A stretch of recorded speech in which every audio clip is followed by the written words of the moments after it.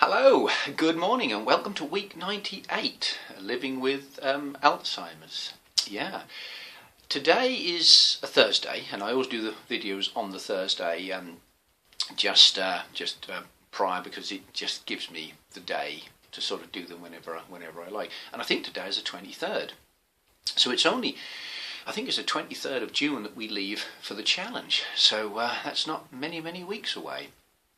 And so yeah, that's come up very quickly, and that got me to thinking a little bit about the challenge and organising stuff and arranging things.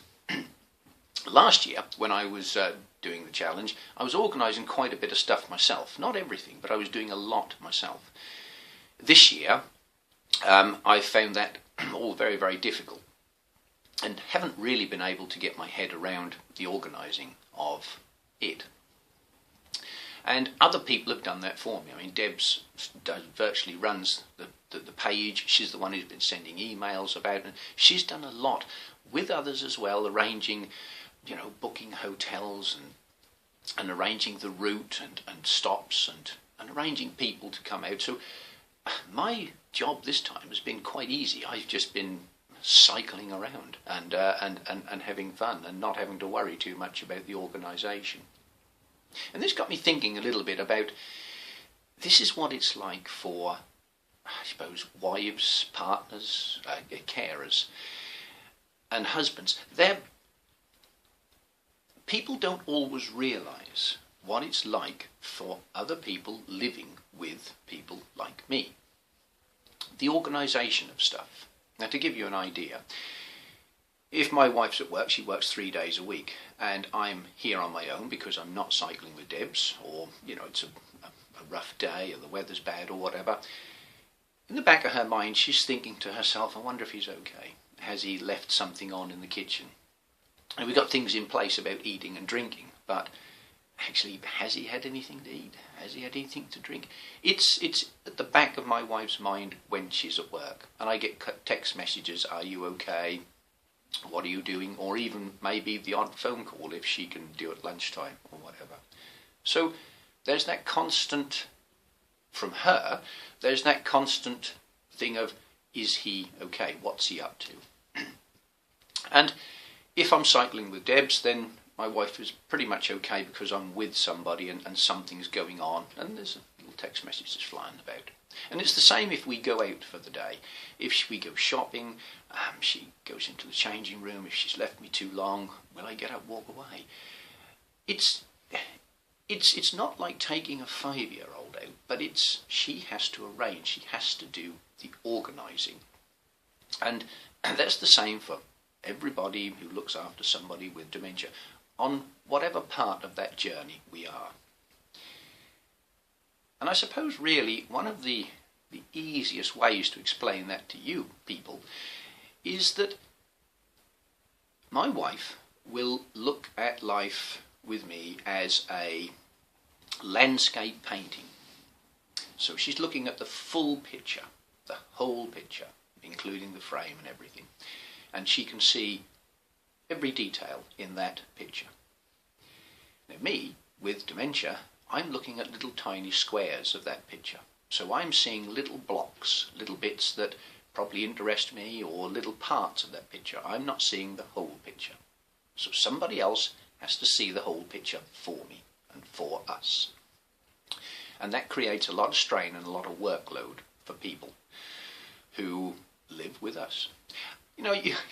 You've heard me talk about my little dementia monster, the little fat chap, little Humpty Dumpty, and he's got a pointy nose and a little drip on his nose, and he's always looking grumpy and angry. That's my dementia monster, the one that I have to get away from. My wife also has a dementia monster, and that's me. And hopefully I'm not quite as ugly as I just described, but on the same sort of thing. And it's people like my wife and carers need to get away from their dementia monster, which is their partners, their family member or friends. we've been invited out on a trip, and I think it's next week, and I can't remember the details, but I know there's a few people going. And my wife was quite looking forward to it because somebody is coming to pick her up. And we get in the car, and we go. She hasn't got to arrange anything. She hasn't got to organise anything. She's just got to get in the car and go. Have a good day and come home. Now, she'll be taking her dementia monster with her, but in actual fact, I'm not really with her. She's left me at home, but I'm still there, if that makes sense, because I'm going with them. So while she's doing whatever she's doing, there's other people with for me to talk to and chat to and all that sort of thing. So it'll be a good day for her with no organising. So I suppose this video is based around the organisation that is needed to do stuff and to live a normal life, or normal as possible, with somebody with dementia. You imagine that scenario that I said earlier on about going out to the shops and all that sort of thing. You imagine somebody with early onset dementia, Alzheimer's, and they've got children.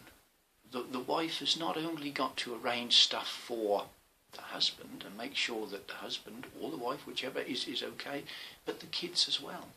And it's a nightmare. And this is where family members and friends can help so much to just come in and just take some of that burden. It's very difficult for partners to shoulder this sort of thing every day of every week. Oh yes, actually, speaking about my wife, she is hoping, and I'm hoping she's going to do this because she is quite camera shy, the 100th video that we're going to do, which is in the next couple of weeks or so, she's going to be here on the sofa with me. So yeah, that'll be good to have a chat with her in front of the camera, and for people to sort of get a take from my wife's side of things for once, instead of just me. But she is camera shy, and it's got to be the right time. But we thought that maybe the 100th video was a good opportunity to do that. Well, I hope I haven't run on too much today, and I hope I've made a little bit of sense. So yeah, have a great weekend. Have a great week, and I believe this week is a bank holiday weekend, I think. I'm not 100% sure because I'm retired now, so every Monday's a bank holiday for me. But anyway, if it is, I hope the weather is good and the sun shines on you, and have a great time. So until next week, thank you for listening. Bye-bye.